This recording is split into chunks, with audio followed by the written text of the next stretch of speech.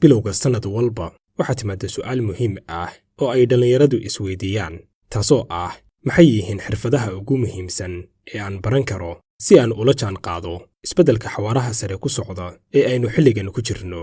Ka waran haddii aan ku dhaho daawade 2026 waxaynu joognaa xuduud kala saaraysa laba jiil oo kala aragti duwan.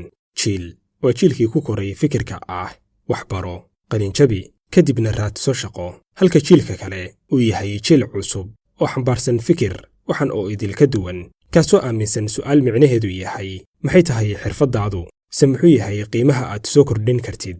Haddii aan si kale kuu dhaho 2026 lagu weydiin maayo maxay tahay shahaadadaadu, balse waxaa lagu weydiinayaa maxay tahay xirfadaadu.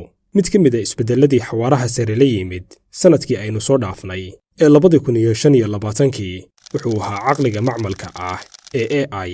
In badan oo aynu maqli jirnay shaqooyinka mashiinno ayaa la wareegi doona, waxaynu u joognay sanadkii aynu soo dhaafnay AI oo noqday shaqaalaha sanadka. Wuxuu qorayay algoritmiyo oo uu samaynayay websaydyo aad u xirfad sareeya. Sidoo kale wuxuu ahaa naqshadeeye, falanqeeye, barnaamij sameeye, wax iibiye iyo xitaa maamule. Shirkado badan ayaa shaqada si wadar ah uga cayriyay 2025 kumanaan shaqaalayaal ah. Sababtu ma ahayn inay shaqooyinkoodii ka soo bixi waayeen, balse waxay ahayd in shirkadahan ay heleen hab ka caqli badan, ka xawaare sareeya, kana qiimo jaban shaqaalaha bini'aadamka ah oo qabanaya shaqadii ay qaban jireen shaqo ka fiican. Dhinaca kale waxaa jiray dhallinyaro badan oo qaybtood aan weli ka bixin da'dii 20-meeyada oo sameeyey dakhli ka sareeya kan ay helaan maamulayaasha shirkadaha iyo xitaa wasiiraduba. Sababtuna waxay ahayd keliya inay lahaayeen xirfad naadir ah oo ka dhigtay kuwo loo baahan yahay xilli dad badan shaqooyinka laga cayrinayay. Haddaba muuqaalkeenna maanta waxaan rabaa inaan kugula wadaago 3 xirfadood oo aad baran kartid 2026 mustaqbal ifayana leh.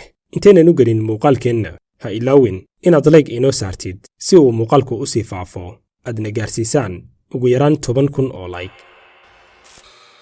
Marka ugu horeysa, intaynan dul istaagin 3dan xirfadood ee 2026 aynu baran karno, aynu isla milicsanno farqiga u dhexeeya qofka xirfadda leh iyo qofka aan lahayn.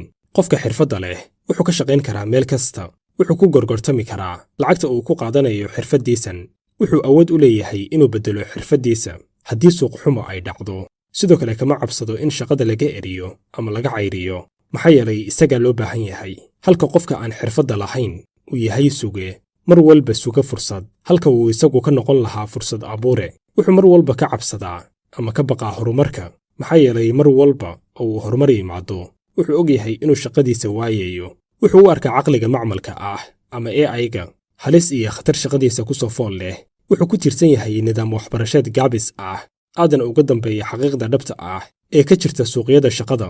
Sanadka 2026 iyo wixii ka dambeeyaba, mudnaanta waxaa leh xirfadlaha oo ma lahan qofka waraaqaha iyo shahaadooyinka sita. Sidaasi darteed, muuqaalkan waxaan ugu talagalnay inuu dhammaanteen inoo noqdo mid beddela qaab fikirka aynu adduunka ku eegayno casrigan cusub.